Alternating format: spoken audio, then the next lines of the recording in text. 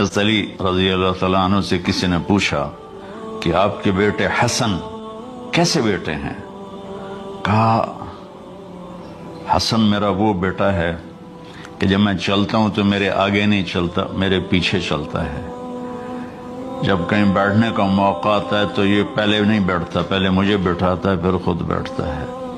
جب کھانے پر بیٹھتے ہیں تو یہ روٹی کی طرف ہاتھ نہیں بڑھاتا جب تک میں نہ بڑھاؤں، یہ سالن کی طرف ہاتھ نہیں بڑھاتا جب تک میں نہ بڑھاؤں۔ میں کمرے میں ہوں تو یہ چھت پہ نہیں چڑھتا کہ میرے باپ کی بے ادبی ہو جائے۔